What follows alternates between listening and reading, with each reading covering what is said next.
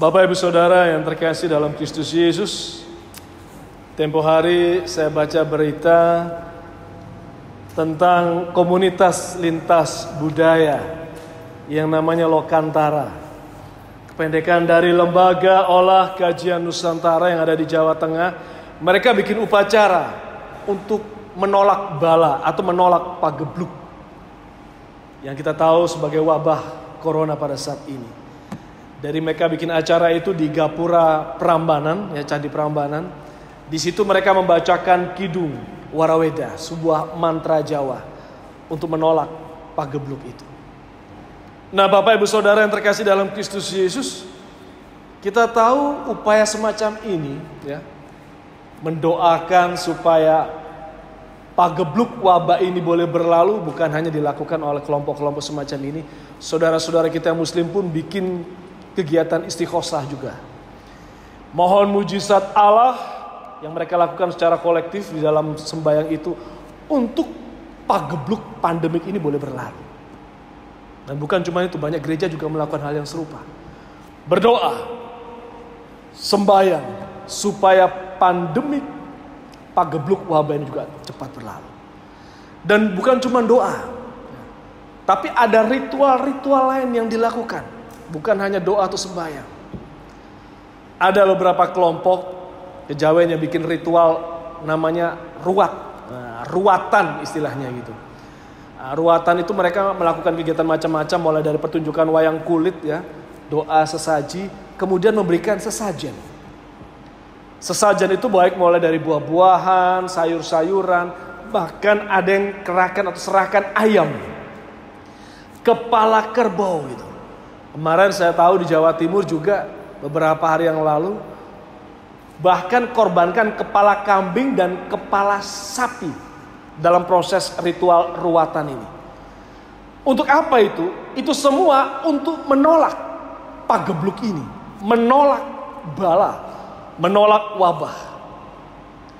Yang jelas persembahan-persembahan itu entah mereka persembahkan sayur, buah atau kepala hewan, tujuannya adalah untuk mendamaikan hubungan kita manusia dengan Sang Khalik. Karena mereka percaya bahwa ini semua hukuman. Sang Khalik menetapkan ini terjadi karena ada hukuman yang harus dijalani oleh manusia. Jadi mereka berharap bisa mendamaikan hubungan mereka dengan Sang Khalik. Nah, Bapak Ibu Saudara yang terkasih dalam Kristus Yesus, saya mau petik mengenai ritual ini. Ritual persembahan di dalam upaya kita mendamaikan hubungan kita dengan Sang Khalik. Bacaan kita juga bicara hal semacam itu.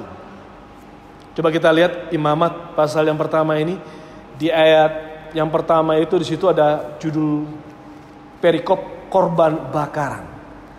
Bahkan kalau Bapak Ibu buka, ya, di pasal yang kedua di situ ada judul perikop korban sajian. Pasal 3 ada korban keselamatan. Pasal yang keempat ada korban penghapusan dosa. Kalau kita lihat di pasal yang kelima nanti di ayat 14 ada korban penebus salah dan selanjutnya. Yang jelas korban-korban ini berusaha untuk menjalin hubungan, relasi. Korban-korban persembahan ini untuk menjalin relasi dengan Sang Khalik atau Tuhan semesta alam. Dan korban bakaran bacaan kita pada saat ini Bapak Ibu Saudara, kalau kita perhatikan di ayat yang keempat tertulis di Imamat pasal pertama ayat yang keempat, lalu ia harus meletakkan tangannya ke atas kepala korban bakaran itu. Nah, korban kebakaran taruh di atas kepalanya, entah kepala kambing, domba, ya, sapi, sehingga baginya persembahan itu diperkenan untuk mengadakan pendamaian baginya. Dari catatan ini di ayat yang keempat kita bisa lihat ketika seseorang menumpangkan tangannya di atas kepala hewan yang dipersembahkan itu, di situ dia sedang membuat bagaimana persembahan itu membuat dia berkenan bagi Tuhan, mengadakan pendamaian antara dia dengan Tuhan. Dan kalau kita baca ayat yang ke-17, dan ia harus mencabik burung itu pada pangkal sayapnya tetapi tidak sampai terpisah, lalu Iman harus membakarnya di atas mezbah, di atas kayu yang sedang terbakar. Itulah korban bakaran, suatu korban api-apian yang baunya menyenangkan bagi Tuhan. Jadi korban bakaran ini esensinya adalah untuk membuat pendamaian antara sang memberi persembahan dengan Tuhan, dan untuk menyenangkan hati Tuhan. Bapak Ibu Saudara yang terkasih dalam Kristus Yesus, dari persembahan korban bakaran ini kita bisa melihat bahwa korban bakaran ini tujuannya adalah untuk memelihara, memulihkan hubungan antara Allah dengan kita manusia atau mereka yang memberi persembahan itu. Kalau kita baca cerita Ayub, kita bisa lihat itu. Ayub selesai anak-anaknya berpesta, itu selalu dia bikin korban bakaran. Karena Ayub berpikir, jangan-jangan pada waktu berpesta anakku mabuk, mungkin anakku mengucapkan hal-hal yang Tuhan tidak berkenan. Jadi dia bikin korban bakaran itu. Entah buat dosa atau tidak, entah melakukan kesalahan atau tidak. Tapi korban bakaran itu Ayub buat ya sebagai suatu kewajiban bagi dia. Karena dia selalu mau membuat hubungan dia dengan Tuhan itu berada dalam hubungan yang penuh dengan kedamaian. Jadi tujuan korban bakaran ini adalah untuk memelihara hubungan manusia dengan Tuhan. Untuk memulihkan hubungan antara manusia atau mereka yang memberikan persembahan dengan Tuhan. Karena mungkin tanpa kita sadari kita melakukan kesalahan. Dan kemudian kita lihat bagaimana persembahan itu disampaikan dalam bacaan kita itu harus yang terbaik, Bapak Ibu. Persembahan itu tidak boleh bercela. Dalam arti apa? Persembahan itu bukan sembarangan. Jadi kita harus berikan persembahan itu harus dengan rasa takut, rasa hormat kepada Tuhan. Jadi esensinya dalam persembahan korban bakaran atau korban-korban yang lainnya, mau itu korban sajian, korban keselamatan, korban penghapus dosa, korban penebus salah, sebetulnya bukan soal apa yang dipersembahkan, soal hewannya ini, bukan soal persembahannya itu, tetapi bagaimana kita dapat berkenan di hati Tuhan. Bagaimana persembahan itu bisa menyenangkan hati Tuhan. Jadi esensinya bukan di dalam persembahan itu, tapi bagaimana kita bisa berkenan di hati Tuhan. Sehingga bisa menyenangkan hati Tuhan. Bisa mendamaikan hubungan kita dengan Tuhan. Yang mungkin rusak tanpa kita sadari karena kita melakukan kesalahan atau dosa dan selanjutnya. Nah, Bapak Ibu Saudara yang terkasih dalam Kristus Yesus. Mungkin Bapak Saudara berkata dan bertanya dalam hati, kenapa sekarang kok kita tidak bikin korban-korban bakaran semacam ini? Apa kita tidak perlu menyenangkan hati Tuhan? Apa kita tidak perlu membuat pendamaian antara hubungan kita dengan Tuhan? Tuhan Yesus Kristus sudah mendamaikan hubungan kita manusia dengan Tuhan. Ketika dia mempersembahkan tubuh dan darahnya. Saya kutip di dalam Ibrani pasal 9 ayat yang ke-14 ada tertulis.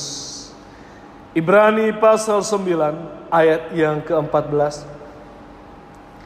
Betapa lebihnya darah Kristus yang oleh roh yang kekal telah mempersembahkan dirinya sendiri kepada Allah sebagai persembahan yang tak bercacat. Akan menyucikan hati nurani kita dari perbuatan-perbuatan yang sia-sia. Supaya kita dapat beribadah kepada Allah yang hidup. Darah Kristus telah mendamaikan hubungan kita dengan Tuhan. Sehingga kita menjadi manusia, makhluk yang tak bercacat. Namun catatannya, darah Kristus juga mau menyucikan hati nurani kita. Dan hati nurani itu yang kita mau persembahkan kepada Tuhan. Hati nurani yang tulus, yang tak bercacat. Di dalam Roma pasal 12 ayat yang pertama tertulis, karena itu saudara-saudara, demi kemurahan Allah aku menasihatkan kamu supaya kamu mempersembahkan tubuhmu sebagai persembahan yang hidup, yang kudus dan yang berkenan kepada Allah. Itu adalah ibadahmu yang sejati. Jadi persembahan kita tidak lagi bicara mengenai korban bakaran atau korban sajian, korban penghapus dosa. Tapi bagaimana kita mau mempersembahkan hidup kita, mempersembahkan tubuh kita. Mempersembahkan tubuh kita sebagai persembahan yang hidup, yang kudus, yang berkenan kepada Allah. Dan itu berarti punya beberapa catatan kita. sejauh mana kita betul-betul sudah mempersembahkan hati kita. Hati nurani yang kudus, tulus. Kehidupan kita persembahkan bagi Tuhan. Bukan soal persembahan materi finansial yang kita mau beri, tapi kita mempersembahkan hati. Mulai dengan mempersembahkan tubuh sebagai persembahan yang hidup, yang kudus, yang berkenan. Dan itu hanya bisa terjadi ketika kita mau mempersembahkan hati kita. Hati nurani yang kudus, tulus, suci, yang telah dikuduskan oleh darah Kristus. Karena begini Bapak Ibu Saudara yang terkasih di dalam Kristus Yesus. Apapun yang kita persembahkan kepada Tuhan, kalau kita belum bisa memberikan hati yang tulus, di mana hati kita masih penuh dengan kelicikan, iri hati, dengki, dan selanjutnya. Jangan harap pemberian-pemberian kita yang lain itu tulus adanya. Tapi biasanya pemberian kita karena ada maunya. Saya memberi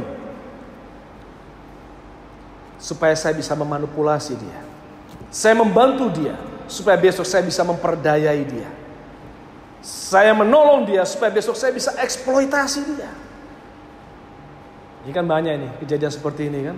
Orang waktu kampanye kan sibuk kasih bantuan, pertolongan, tapi dengan harapan-harapan yang karena ada maunya begitu. Jangan sampai persembahan kita, ketika kita mempersembahkan tubuh hidup kita, di dalam hati kita masih ada hal semacam itu, kelicikan. Tuhan, aku berikan persembahan ini Tuhan. Aku kasih banyak loh di Tuhan, tolong Tuhan, aku kasih persembahan ini supaya aku nanti jangan kena corona ya Tuhan. Jangan sampai aku kena wabah ini ya Tuhan, pandemik ini.